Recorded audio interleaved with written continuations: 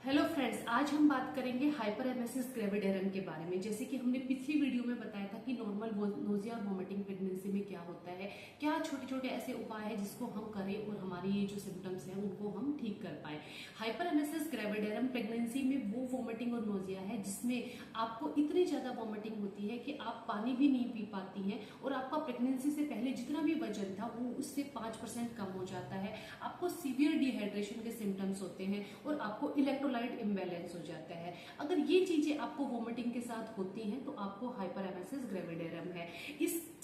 Condition के लिए हमें जरूर डॉक्टर से मिलना चाहिए, क्योंकि जैसे ही आप डॉक्टर से मिलोगे आपकी प्रेगनेंसी की कुछ कुछ ऐसी जांचें होंगी जिसमें हमें कारण पता चलते हैं कि हाइपरेमेसिस के क्या क्या कारण हो सकते हैं। सबसे पहला कारण, जैसे कि मैंने लास्ट वीडियो में बताया था, कि बीटा एचसीजी का ज्यादा होना होता है। तो जो भी कंडीशन जिसमें हमारा हार्मोन बीटा एचसीजी ज्यादा हो जाता है, जैसे कि ट्विन प्रेगनेंसी होना या फिर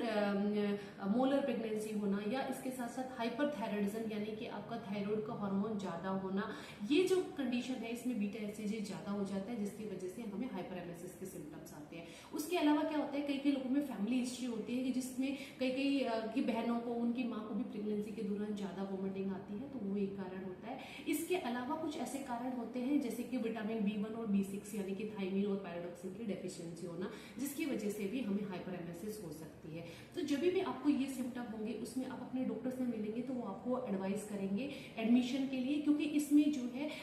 एडमिट होकर ही ट्रीटमेंट कराना पड़ता है, क्योंकि उसमें हम आपका जो वाटर इम्बैलेंस है उसको ठीक करते हैं, जो आपके इलेक्ट्रोलाइट्स की कमी हो गई जिसमें मेनली सोडियम पोटेशियम क्लोराइड की डेफिशिएंसी हो जाती है उनको ठीक करते हैं, और जो विटामिन की डेफिशिएंसी है जिसमें B1 B6 आते हैं उनको कंप्लीट करते हैं। कई कई बार ये इतनी कंडीशन सीवियर हो जाती है क्योंकि आपको जैसे जैसे बार बार वॉमिटिंग के साथ रिफ्लेक्स होते हैं, इसोफेगस का नीचे का हिस्सा जो होता है उसमें एसिड अटैक की वजह से रिफ्लेक्स इसोफेजाइटिस हो जाती है, यानी कि नीचे के भाग का जो है इन्फेक्शन और इन्फ्लेमेशन हो जाती है। कई कई बार ऐसी कंडीशन में बहुत ज्यादा वॉमिटिंग होने की वजह से नीचे के भाग में टीयर भी आ जाते हैं और लोअर पार्ट ऑफ इसोफेगस जो है वो रप्चर भी हो जाता है, जो कि बहुत ही डिवास्टिंग कंडीशन होती है। और इसके बाद कई बार ये भी होता है कि जो मैंने विटामिन बताया, विटामिन B1 यानी कि थायमिन के डेफिशिएंसी की वजह से बहुत बार सीवियर कंडीशन में आपको ब्रेन के सिम्टम आने लगते हैं, जिसको हम बोलते हैं वर्निक एनिकोप्लोपैथी या फिर कोर्साकॉफ सिंड्रोम, जिसमें क्या है आपको इनवॉलंटरी मूवमेंट आंखों को होने लगते हैं, हैंड के इनवॉलंटरी मूवमेंट होने लगते हैं,